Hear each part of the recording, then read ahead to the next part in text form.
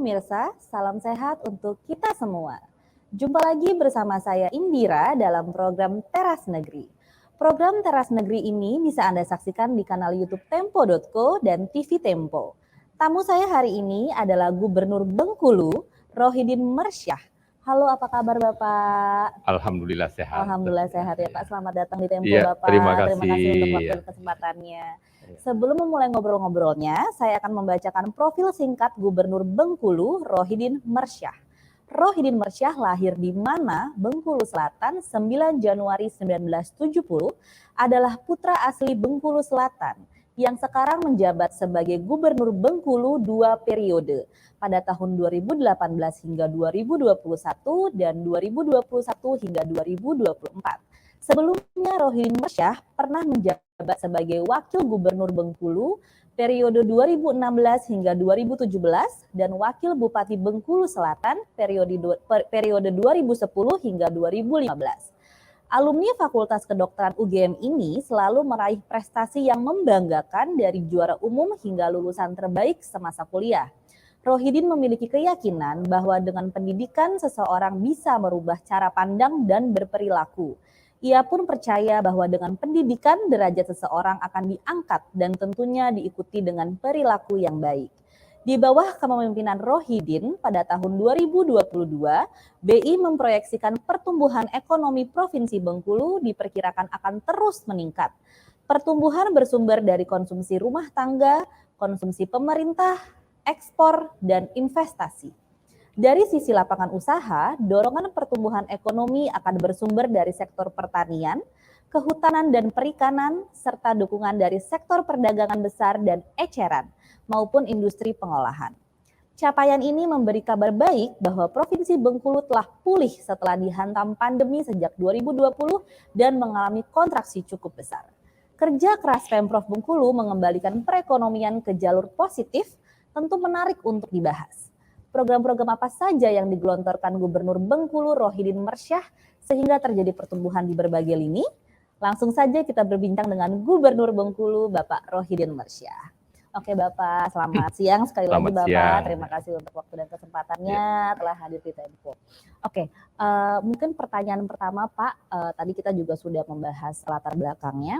Strategi apa yang dilancarkan untuk mengungkit perekonomian saat Bengkulu kemarin terdampak pandemi COVID-19, Pak? Yang pertama tentu kita patut bersyukur ya, karena situasi pandemi sudah mulai pulih dan pada waktu hantaman pandemi kejadian secara dunia global termasuk di Bengkulu ini bisa kita atasi, bisa kita kendalikan juga dengan baik. Atau tingkat kejadian kasus waktu itu masih pada posisi terkendali dan betul-betul kita mencoba bagaimana melibatkan peran serta masyarakat sehingga timbul betul kesadaran bahwa pandemi ini harus dihadapi secara bersama-sama. Nah, dalam situasi sulit seperti itu yang pertama selalu saya yakinkan adalah teman-teman birokrasi agar mereka betul-betul bekerja secara on the track, kemudian membuat perencanaannya betul-betul rasional sehingga dengan outcome yang jelas. Dan itu bisa terukur dengan alhamdulillah sejak tahun 2019, 2020, dan 2021. Dan ini semuanya masa pandemi, kita mendapatkan pengakuan dari Bappenas sebagai provinsi selalu saja masuk dalam 3 besar, ada posisi kedua, posisi ketiga secara nasional, dengan perencanaan dan pencapaian pembangunan daerah yang paling baik. Nah, situasi itu memastikan bahwa anggaran APBD betul-betul terencana, kemudian terlaksana, terprogram untuk kepentingan masyarakat. Dalam waktu itu, satu sisi memang aspeknya orientasi kita kepada pemulihan aspek kesehatan. Dan mungkin sebagian kita alihkan dan sekarang mulai fokus kepada pemulihan ekonomi. Nah, dengan strategi-strategi seperti itu terasa bahwa peralihan dari posisi masa pandemi masuk kepada masa pemulihan ini kita juga relatif siap. Kemudian yang kedua, pada waktu itu memang kita berusaha betul bagaimana mengendalikan aspek inflasi dan pertumbuhan ekonomi ini juga tetap terjaga. Nah, karena memang sama saya kira dengan daerah-daerah lain bahwa faktor pertumbuhan ekonomi itu memang masih tetap didominasi oleh konsumsi masyarakat. Kemudian yang kedua tentu dari government spending, belanja pemerintah. Namun bagaimana kami juga tetap memacu pertumbuhan investasi dengan beberapa titik potensi investasi yang ada di Bengkulu. Baik terkait dengan pengelolaan industri, pengelolaan sektor perkebunan, ada beberapa investasi sektor infrastruktur, dan juga terkait juga bagaimana memaintain agar neraca belanja daerah juga dalam posisi terkendali. Nah, maka alhamdulillah pada waktu pandemi 2020-2021, ya kita relatif terkontraksinya bisa jadi paling kecil itu Sumatera pada waktu itu. Dan pada posisi sekarang pemulihan dan data yang dilansir statistik dan Bank Indonesia terakhir, alhamdulillah juga pertumbuhan ekonomi Bengkulu di trimester pertama 2022 ini kita tertinggi kedua di Sumatera Sudah setelah mulai Lampung. pulih ya Pak ya. Nah, sekali lagi ini yang paling betul-betul kita bisa maintain itu pertama terkait dengan government spending atau belanja pemerintah terkait dengan penggunaan pengalokasian APBD. Di samping tetap bagaimana menjaga konsumsi masyarakat tetap baik. Oh, siap Bapak. Untuk pertanyaan selanjutnya Pak, mungkin bisa dijelaskan program-program unggulan apa saja yang disiapkan dan dijalankan untuk membantu pelaku UMKM, sektor industri dan perdagangan sehingga dapat pulih cepat bangkit Pak. Yang pertama ya, memang yang betul-betul kita genjot atau kita dorong setelah pasca pandemi dan mulai sebenarnya waktu itu mulai tumbuh kelihatan itu pada waktu masa pandemi. Dengan adanya pertumbuhan pelaku usaha kecil menengah. Ini terutama di kalangan anak muda, kelompok milenial. Maka perkembangan industri kreatif di sektor ini yang kita dorong. Mulai dari kita bagaimana mewujudkan program pemerintah terkait dengan KUR, UMI yang melibatkan Bank Himbara, terutama termasuk Bank Swasta Nasional, agar bagaimana program kredit murah yang berorientasi kepada pengembangan UMKM ini betul-betul bisa terwujud dengan baik. Maka forum-forum pengembangan UMKM di kalangan mahasiswa, di kalangan pelaku ibu-ibu, ini betul-betul kita support bersama perbankan. Termasuk kita membuat forum-forum pelaku ekonomi potensial di kalangan mahasiswa. Maka kita roadshow dengan teman-teman BI, dengan teman-teman perbankan. Ini karena setiap wisuda, periodisasi wisuda itu bagaimana kita menggenjot adik-adik mahasiswa yang fresh graduate untuk masuk dunia usaha. Di samping kita melakukan pemetaan dengan pelaku-pelaku UMKM yang ada. Nah, maka kita meng-create, contoh kita mengembangkan namanya warung kopi digital. Nah, warung kopi digital ini kita inisiasi dengan pelaku usaha industri kreatif, kemudian dengan sektor perkebunan, termasuk dengan pelaku perbankan, dan kita libatkan dunia digital, telekomunikasi. Nah, ide besarnya sejak tahun 2019 kita menginisiasi bagaimana mengembangkan UMKM dengan pendekatan-pendekatan digital. Maka dengan warung kopi digital itu kita bangun di desa-desa, kita upgrade warung yang sudah ada, sehingga ini bisa menjadi pusat promosi industri daerah, barang-barang komoditas daerah. Sekaligus ini bisa mempercepat literasi digital desa. Ya, betul. Sekaligus literasi keuangan desa. Karena di situ ketika kita sinergiskan dengan program digital dan program perbankan, maka literasi keuangan, literasi kita juga berjalan, tapi komoditasnya adalah komoditas unggulan UMKM lokal. Dan itu lebih banyak digerakkan oleh kalangan muda, yang fresh graduate, adik-adik mahasiswa.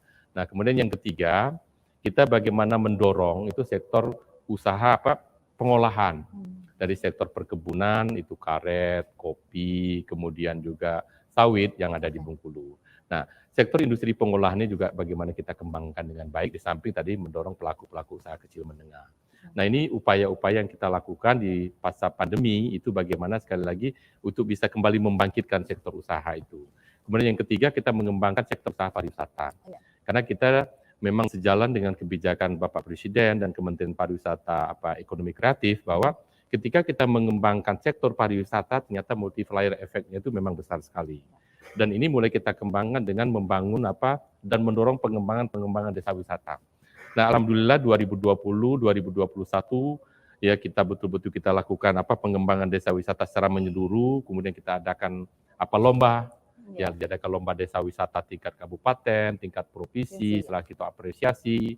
Dan alhamdulillah puncaknya sekarang ada beberapa desa, salah satunya desa Blitar Seberang yang ada di Bengkulu, ini masuk dalam kategori 50 besar desa wisata nasional. Yang kemarin sudah dikunjungi oleh Pak Menteri, kemudian dengan tim penilai nasional. Nah, ini sekali lagi kami harapkan itu bisa menjadi pemicu trigger bagi desa-desa wisata yang lain. Tapi saya juga sampaikan dengan masyarakat, kita juga tidak boleh latah ya. Kalau semua desa mengembangkan wisata, saya kira juga tidak elok juga. Maka tetap kita, apa keunggulan desa ini? Kalau memang sektor pariwisata, oke, itu pariwisata. Kalau yang memang lain mungkin sektor dari penyediaan logistik kebutuhan pangan, ya itu kebutuhan pangan. Yang lain mungkin dari sisi mungkin sisi pelayanan publiknya, sisi keunggulan dari pelayanan kependudukannya. Jadi tidak serta-merta juga saya katakan kita semua berorientasi kepada pengembangan sektor pariwisata. Tapi dari sisi pengembangan ekonomi memang kita merasakan betul bahwa ketika dorongan sektor pariwisata ini menjadi lebih positif. Dan apalagi di Bengkulu, ya walaupun kita posisinya itu penduduknya kan sedikit nih, Iya. cuma 2 juta jiwa, tapi kita memiliki aset potensi wisata yang juga saya kira Besar ya. cukup memiliki nilai dalam skala nasional bahkan dunia. Oke. Yang pertama dari sisi wisata sejarah. Ya. Nah, Bengkulu ini kan merupakan satu kota yang pernah menjadi persinggahannya Bung Karno. Sehingga banyak sekali catatan-catatan sejarah penting yang ada di Bengkulu ketika Bung Karno berada di Bengkulu lebih kurang 4 tahun pada waktu di pengasingan. Posisi berada di mulut samudera, ada benteng besar. Ini memposisikan bahwa Bengkulu sesungguhnya bisa menjadi pintu masuk logistik untuk kebutuhan keluar masuknya Sumatera itu di Bengkulu. Nah, cetak sejarah seperti ini saya kira bisa menjadi sebuah destinasi juga. Di samping yang kedua, alam. Nah, alam ini Mbak Didira juga Bengkulu itu menjadi bagian yang tidak terpisahkan dari 2 taman nasional. Yaitu yang pertama Taman Nasional Kerinci Sebelat yang memanjang dari Lampung terus naik ke arah Sumatera Selatan, itu nanti disambung dengan Taman Nasional Kerinci Sebelat. Nah, di 2 taman nasional ini, yang pertama ada flora endemik. Bunga Rafflesia arnoldi. Itu kan bunga endemik, bunga besar yang saya kira ini juga mendapatkan pengakuan dunia. Yang kedua ada pusat pelatihan gajah di Taman Nasional Kerinci Sebelat. Saya kira ini harimau Sumatera, kemudian gajah Sumatera, ini konservasi, istilah itu daerah koridor gajah. Itu juga di Taman Nasional Kerinci Sebelat. Nah, alam Bengkulu dengan hutan tropisnya yang juga sebagian besar masih perawan, kemudian menjadi ketetapan menjadi taman nasional di bawah pengelolaan UNESCO, pengakuan kritis dunia. Saya kira ini juga bisa menjadi sebuah destinasi alam yang menjanjikan. Juga trek-trek alam itu dalam bentuk arung jeram itu juga sangat potensial. Juga spot-spot pantai. Karena Bengkulu ini dari Lampung Kabupaten Lampung Barat gitu. Provinsi Lampung terus memanjang di pesisir barat itu sampai Kabupaten Pesisir Selatan Sumatera Barat itu 524 kilo. Nah, spot-spot pantainya itu banyak sekali yang sangat eksotis menghadap Samudra Hindia.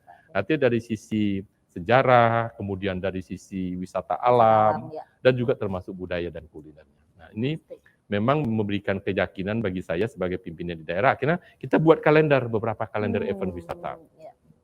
Dan sudah kita desain sejak tahun 2019 agar kabupaten kota juga membuat event sesuai dengan keunggulan masing-masing untuk bagaimana mengenerate wisata lokal, yaitu dengan potensi alam budaya yang mereka punya, sehingga menjadi agenda wisata kabupaten dan kita jadikan agenda wisata provinsi. Dan alhamdulillah posisi sekarang mungkin sudah 3-4 itu menjadi calendar of event.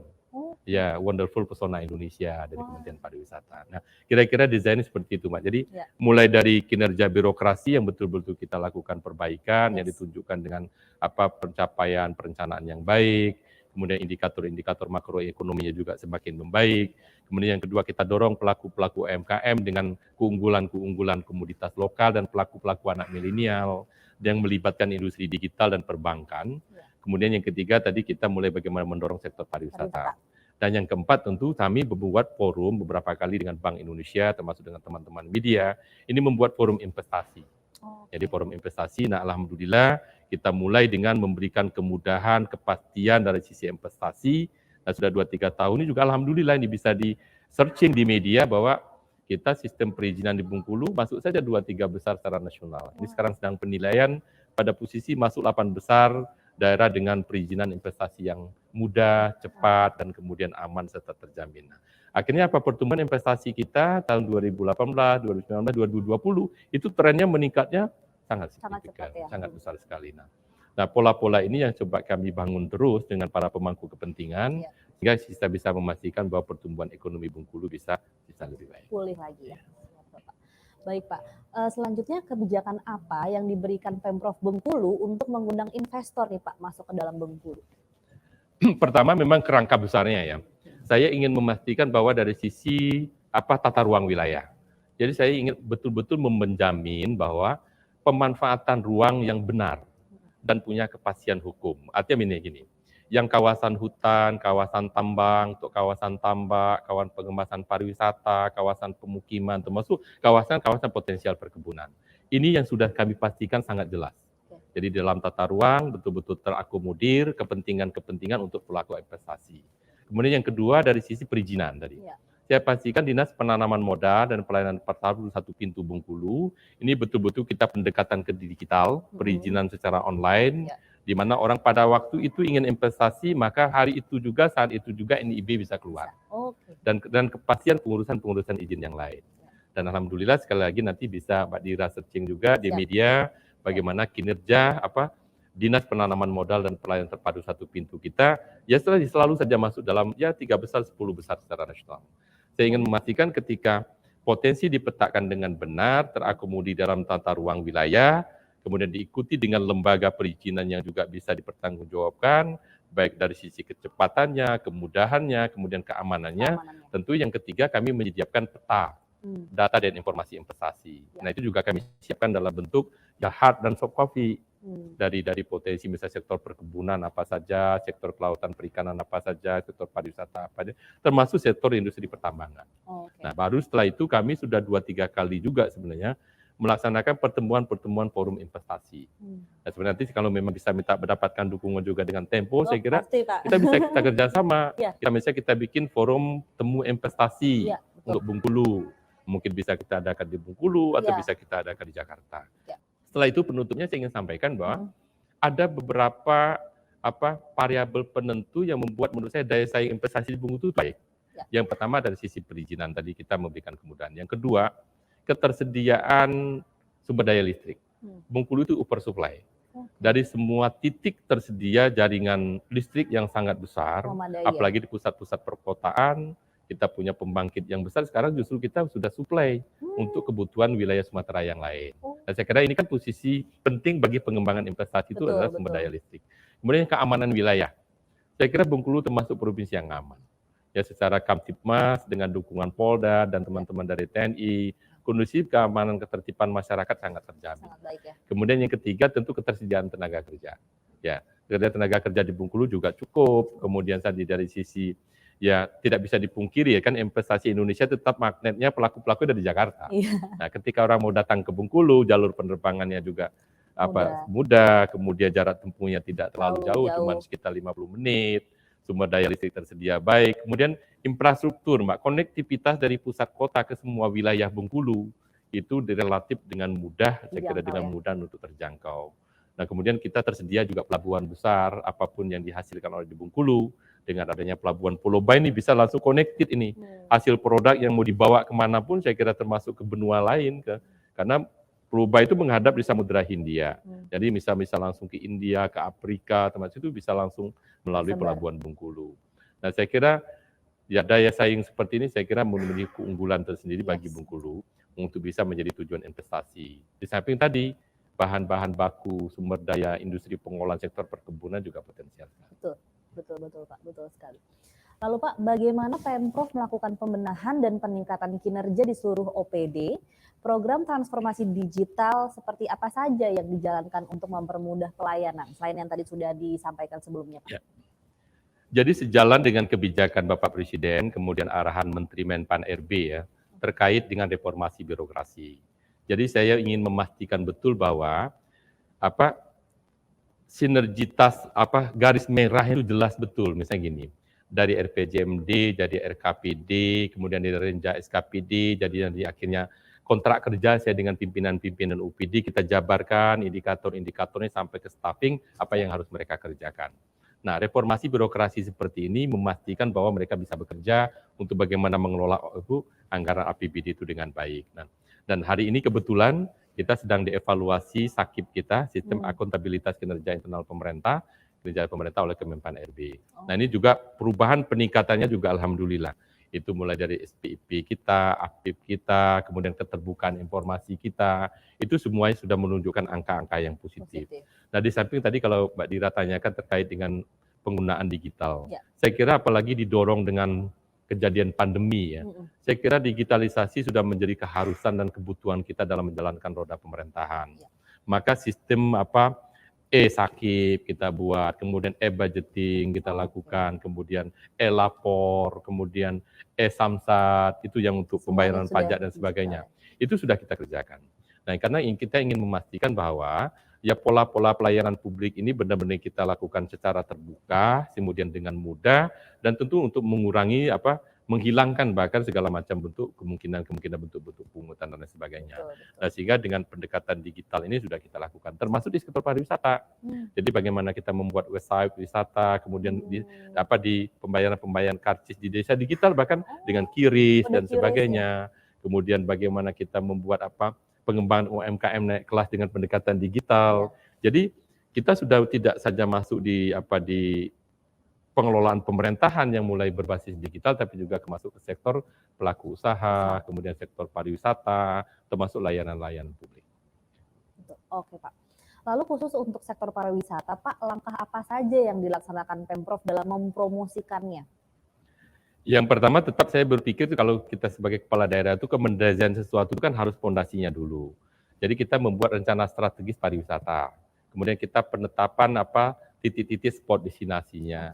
Nah, kemudian yang ketiga kita membuat calendar of event yang secara berjenjang. Itu kita SK-kan dengan SK Gubernur dari kabupaten kota itu, misalnya Kabupaten Kaur, kalender of event-nya apa, Bengkulu Selatan kalender event-nya apa. Sehingga 9 kabupaten satu kota masing-masing minimum punya satu kalender event. Nah, sehingga kalau ini bukan kalender kita lakukan dengan bulan yang berbeda dalam satu tahun yang sama, sehingga bisa sepanjang tahun itu ada event. Nah, itu secara automatically menjadi wadah promosi pariwisata. Nah, kemudian yang kedua kita tetap adakan perlombaan-perlombaan. Karena ini untuk memacu semangat kawan-kawan bagaimana bekerja, event itu kita buatkan dalam bentuk lomba. Lomba desa wisata, lomba event itu kita lakukan. Nah, di samping ya kita bisa melakukan pemilihan putri pariwisata yang begitu. Jadi walaupun ini hal-hal kecil, ini semua coba kita kapitalisasi ya, kita kumpulkan kekuatan-kekuatan ini sehingga menjadi sebuah media yang terintegrasi, bagaimana dari mulai rencana strategis pengembangan pariwisatanya itu kita buat, penetapan lokasi, buat kalender event, kemudian kita adakan lomba-lomba pariwisata dan event-event tadi. Saya kira mungkin yang perlu juga ke depan itu saya kira kerjasama dengan media. Jadi yang memang kami rasa masih sangat kurang, baik dengan teman-teman media mainstream maupun media-media medsos yang sekarang berkembang cepat sekali. Nah, ini yang saya kira yang masih kurang, karena desain media terhadap pariwisata itu saya kira itu penting sekali. Ya pariwisata tanpa media ya lumpuh lah saya kira, nggak ada apa-apa. Ya. Ketika dinarasikan dengan baik menjadi bagus. Nah, saya kira itu yang sudah kami lakukan. Termasuk kami juga mengikuti berbagai event yang ada secara nasional. Juga kalau memang terencana memungkinkan kami juga melakukan ikut kegiatan-kegiatan seperti itu. Ya. Oke, Pak. Dengan tantangan perubahan iklim dan kondisi geopolitik, bagaimana Pemprov mengantisipasi berbagai tantangan yang mungkin terjadi di depan, Pak? Nilai-nilai demokrasi yang ada di Bengkulu sangat baik, Pak. Bahkan kemarin KPU kita mendapatkan penghargaan sebagai penyelenggara pemilu yang baik, kemudian pertanggungjawaban dengan bagus. Dan pengalaman sebagai penyelenggara pemilu maupun pemilu kada hampir tidak terjadi persoalan-persoalan yang berarti lah di Bengkulu. Relatif kondusif. Artinya secara geopolitik sekali lagi Bengkulu menjadi bagian dari sistem perpolitikan nasional dan saya kira kita secara kondusif juga membangun sistem demokrasi di Indonesia. Nah, kemudian kalau tetap kondisi kita juga tidak bisa juga menutup diri dengan perubahan iklim global, kemudian ketidakstabilan global. Tapi karena sekali lagi Bengkulu itu kan penduduknya 2 juta. Yang dengan posisinya juga ada di Sumatera menghadap ke Samudra Hindia. Nah, kita biasanya relatif stabil lah. Kita biasa mengikuti irama ritme frekuensi secara nasional lah. Biar tidak terlalu menjadi trigger mewarnai Indonesia kan enggak. Jadi apa yang terjadi secara nasional, biasanya Bengkulu juga biasanya mengikuti aja ya. Oke, Pak. Kita sudah di penghujung acara, saya persilakan Bapak Rohidin Mersyah untuk memberikan pernyataan penutup Pak, atau mungkin harapan Bapak sebagai Gubernur untuk kemajuan Bengkulu ke depannya. Yang pertama perlu kami sampaikan bahwa Bengkulu sebagai salah satu provinsi yang ada di Sumatera, ini memiliki potensi satu dari sisi pariwisata yang sudah saya sebutkan tadi, baik wisata sejarah, kemudian wisata alam, wisata budaya, yang saya kira memang ada keunikan dan keunggulan tersendiri yang ada di Bengkulu. Tadi pada waktu saya lupa sampaikan, pada waktu lomba desa wisata, kita ada satu desa wisata namanya Blitar Seberang. Itu ada air terjun yang bergandengan, berdekatan, jatuhnya pada kolam yang sama, yang satu dingin, airnya satu panas. Nah, ini saya kira belum ditemukan di Indonesia maupun di dunia ya. Ini seolah-olah di atasnya itu sumbernya kayak sama, tapi kok jatuhnya itu satu ada uap panasnya, yang satu dingin sebagaimana air biasa. Dan ketika turun untuk mencapai lokasi itu juga ada beberapa titik juga air terjun kecil-kecil yang juga airnya panas. Bisa untuk bisa lebih segar ketika kita melakukan trekking di situ. Prinsip maksud saya Bengkulu punya potensi pariwisata itu. Oke Bapak, terima kasih atas pernyataan penutupnya. Pemirsa, sekian program Teras Negeri hari ini bersama Gubernur Bengkulu, Bapak Rohidin Marsyah. Teras Negeri akan kembali berbincang dengan sejumlah kepala daerah yang banyak memberi inspirasi untuk kemajuan negeri. Saya Indira beserta kru yang bertugas pamit undur diri. Sampai jumpa.